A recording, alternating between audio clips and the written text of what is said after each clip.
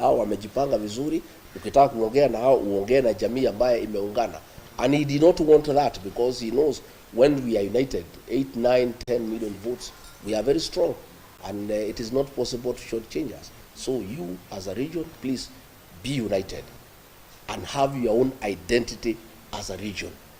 Na msiambiwe na watu ati ni mambo ya Kenya, ati ni ukabila, oh, we want all Kenyans to be united. You know, when I have listened to the president, when he's talking about Kenya being united, what he means is Kenya being united behind him. That is what he means.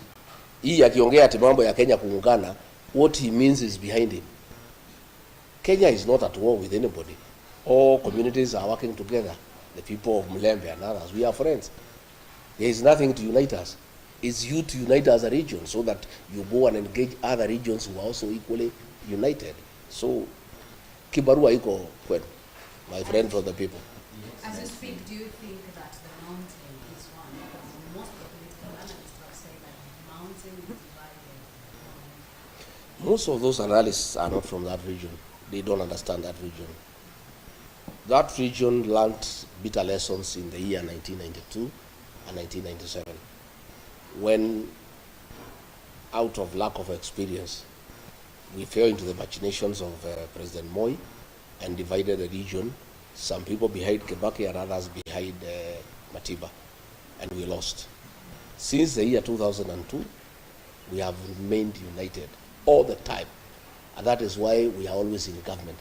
And that is why we are going to be the next government. The mountain is one. In fact, we have even now, the Kamba people have come in as Mount Kenya South. The mountain is getting larger. Na ndio nataka hata nyinyi watu ya Mlima Elgon pia tuungane. You know, tukue watu moja so that we can make progress. You know, so those are people who are wishing to manipulate us politically. I can assure you they will be sorry, they will be ashamed. The mountain will vote in one basket. To a man, 99% they'll vote in one basket. Hiyo ingine ati kugawanya, you can divide leaders. Those leaders ambaye wanatumika na rais kugawanya watu ya mlima, none of them can go home for Christmas. That tells you. Viongozi wako, they are divided, some are in Mombasa, some are in Eldoret, others in Nairobi. None of them can go to the mountain because the mountain itself is solid. And it has said those are traitors to the community. They cannot go home because they are being used by the president to divide the community. And the community has refused. I want to ask the people of Western to have unity of purpose, to be one as Western region. The 4 counties, plus your diaspora in Nairobi and Mombasa, talk as one. Put together 5 million votes and agree to come out on the voting day. And I can assure you, if you do that, you will be in government for eternity. You will never be out of government. But if you continue being divided and you continue dealing with national matters through proxy, through a third party, where will you go as a region? And don't you have competent sons and daughters who can lead this region? Why do you need a third party to lead your community? You can just come directly to the national table as the Luya nation and bargain and negotiate your stake in whatever government that will be formed directly without going through a third party. Yes. There is a question I want to weigh in, and this is about impeachment. Considering the laws that the impeachment are trapped, and you are the leader of the mountain, and it's likely that you might not be eligible for political or public office for another 10 years. Are you considering appointing any other person to push your agenda, political agenda on the table, or you are going to challenge that in court? I think let's cross the bridge when we reach there.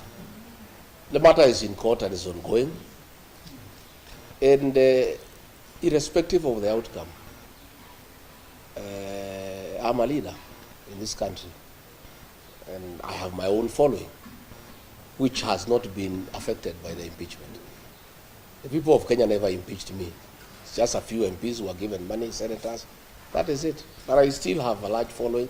I have people who depend on me for political leadership. And there are many Kenyans who can lead. I don't have to be in office. Okay? There are many Kenyans, and I'm not a selfish person. I am somebody who is open-minded. What we want is the best for this country. And we have many leaders, including the ones from Western Kenya, who can lead this country. And we cannot, I don't want to say what will happen in court. We have a court case, and we think the court will give us justice that is favorable to us. But it doesn't matter whatever it is that we are talking to the people, and the people are listening to us. And they are not listening to me because I am in office. I'm not in office. They are listening to me because I have something to offer. And if I was as useless as the ones we pictures wanted us to be, they will not be following me all over and disrupting my meetings. If you look at newspapers and the social media, all the government people, they just talk about me every day, much more than they were even talking when I was in office, which means I have something to offer, and I have some significant contribution to make to the politics of this country. So we'll continue engaging. Yeah.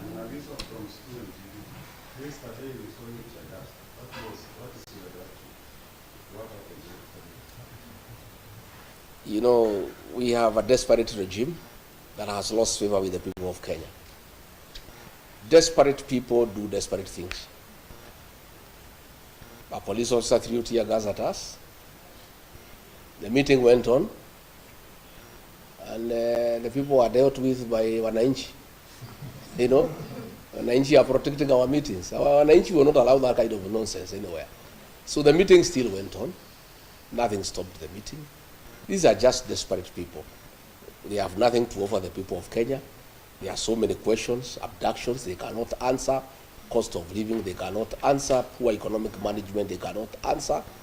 They are left to desperate acts of trying to stop our meetings. In fact, those acts of trying to stop our meetings make the people more agitated by the government, and they become very rebellious. So to us, it's neither here nor there. It's just an act of desperation by a regime that has lost credibility, that has lost legitimacy, that has lost the goodwill of the people of Kenya. And when people are desperate, they are allowed to do desperate things. Excellency, there are those who say that the attacks are planned by the people so that we can keep sympathy. Do you want to believe that kind of thing? Do you want to believe anything this government is saying? They say there are no abductions. President said more than 5 times there are no abductions. He seems to have changed his mind and said he is going to stop the abduction. So if he is going to stop the abductions, who was doing them? Do you believe anything these people say? These people will say anything. They are not believable anymore. People are tired of lies, and everything is there. It's on video. People can see what was happening. A fellow was arrested. Last night, the Inspector General of Police ordered that he be released unconditionally because they were behind it, and he's a police officer. But those are desperate acts. They change nothing. They just pick the people more a burden. Just on that, you have been claiming that is after your life. Who else do you think will be after my life? The answer is you all know the answer. I did not add anything more. On matters of action, you had said that Yes. Yes. I said they need to dismantle that unit. I didn't want to name the building because there are people there doing businesses, and you'll be putting that building and the people in that building into danger. I'm giving the government time to dismantle that unit on the 21st floor of that particular building. I said the officer is called Abel. He is a cousin to somebody very senior in this administration. The cousin now knows that we know him. So I have a feeling, I'm not sure, that the decision by the president to admit that the abductions and he'll stop them are quite informed by what I said, because we are getting nearer to the truth. So, but since the president spoke now, it's almost 64 hours. The people have not been released. We would like these young people to spend the new year with their families. So, Mr. President, you said utakomesha, lakini hawa watoto bado hufika nyumbani. Order their release from wherever they are. Waende nyumbani, wakae na wazazi wao, washerekee mwaka mpya. You know, their parents are in anguish, they are in agony. Kusema utakomesha is not enough. You need to actually do it by having those young people released. And as I said, it doesn't matter how many people you abduct, it doesn't matter how many meetings you disrupt, unless the president deal with the issues that have made the people of Kenya very angry, he's wasting his time. Even if you abduct the whole country, as long as those issues are outstanding, and they have everything to do with poor economic management, theft of public funds, corruption, state capture, and lack of respect for the people of Kenya. Hii kutukana watu wa Kenya, kusema wako na mapepo, calling them stupid, those are the issues that you have to deal with. Even if you abduct young people, it will not solve any problem. It will not. Maybe Your Excellency, I was in a city, maybe I have a question, I talked about abduction, and you see, majority, many people, they are lost confidence in this regime that you have info. And you try to put it here, now that no one believes this guy. There is a president saying, tell the parents, I'm going to stop abductions, but take responsibility for the children. Do you believe it's going to stop? So the president is speaking from both sides of the mouth. He needs to just address abductions. That is what is the work of government. How people bring up their children, I think the president leave parents to take care of their children the way they know. We don't want too much government into people's lives. The president even wants to tell parents how to bring up their children. I mean, surely, you know, it's lack of respect for the people of Kenya. Nikosea watu heshima. Watoto yangu, rais tumekuchagua utengeneze uchumi, sio kutuambia vile tutalea watoto. These children have no problem. They are just pointing out the ills in society.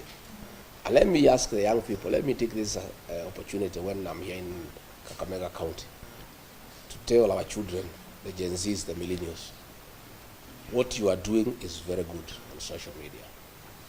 But it's not enough. These young people, because they have shown patriotism and commitment to liberate our country through the power of the online space, I want to plead with them to go a step further, to take IDs and register as voters. This young generation will sort out the political problems of this country once and for all in 2027. I want to appeal to them wherever they are, that they are doing a good job. But to complete what they are doing and to make it meaningful, we need regime change. And that will come through the ballot. Much as they are doing a very good job on social media, on the X space, much as they are doing very good on TikTok, that is only a certain percentage. But the real job to liberate this country and bring good governance will take place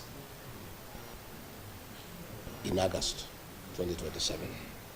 And the young people, who are the majority, have a huge responsibility to sort out this country for us and for themselves, because they are the future of this country. They must register as voters, they must take IDs, and they must leave their homes by 3 a.m. on election day and queue and sort out this country once and for all. That is my New Year message to our young people.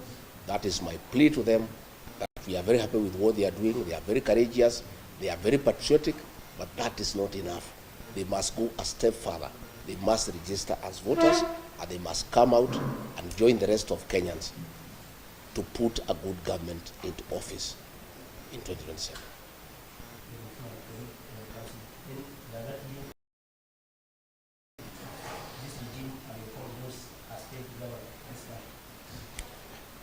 I think you have the answer. If you listen to the people of Kenya, it's an answer I don't need to tell you. You can hear what everybody is saying. Everybody is disappointed that all the promises that were given have turned out to be lies. And bad as it is to lie with those promises, we continue lying to the people more and more. You have seen the things that are going on in the health sector. You have seen the housing program. That housing program has nothing to do with houses for the people of Kenya. It's about business. Very senior people in government have shares in a company that is manufacturing cement, steel, and iron sheets. And that is why the government wants this housing program to go on. That is why there is a housing levy to get enough money so that the people in the housing department, they force the contractor to sign a subcontract for the supply of cement, steel, and iron sheets with a company where very senior people in this government have shares. That is why if you look at clinker was being imported and cement was retailing at 600 shillings. Because of conflict of interest, senior officials in this administration have shares in a company that is manufacturing clinker. And therefore, they stopped the importation of clinker and said clinker will be manufactured here locally. As a result, the price of cement shot from 600 to 900. That 300 shillings, people in government are having a part of it. So you find decisions are being made, not in the national interest, not in the interest of the country, but because of business interests by people in government. And that is where the housing program is being forced down the throats of Kenya. People are saying we don't want, we can put our own houses.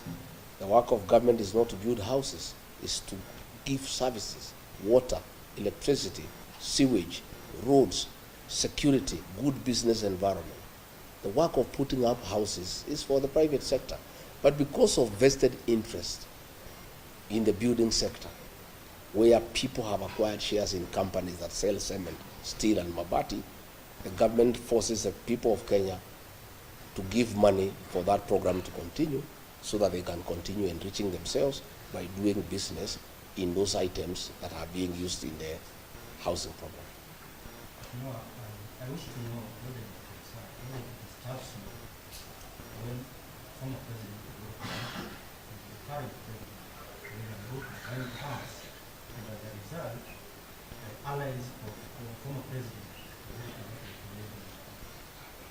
have been promoted to government. Does it disturb you? Why would I?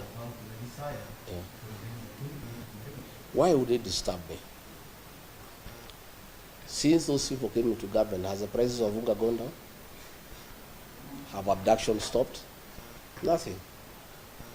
I'm not disturbed. I'm not even bothered. It's not even. It's a non-issue as far as I'm concerned. And change of ministers in this government is musical chairs. And I said when I had an interview with NTV, it's pointless. The president makes all the decisions himself. So even if you keep on changing ministers, you bring so and so, you move. It's a game of musical chairs. It has no impact into the overall management of the affairs of this country because all the decisions are made by the president. So it doesn't. It matters less who is minister and who is not. Does that mean that also you are for the special president because he also has, his own share? Well, I have not heard President Uhuru Kenyatta says he's interested in leading this country. He's retired. So I don't know how would be overlooking him because he's a retired president. We have not seen him participate in politics.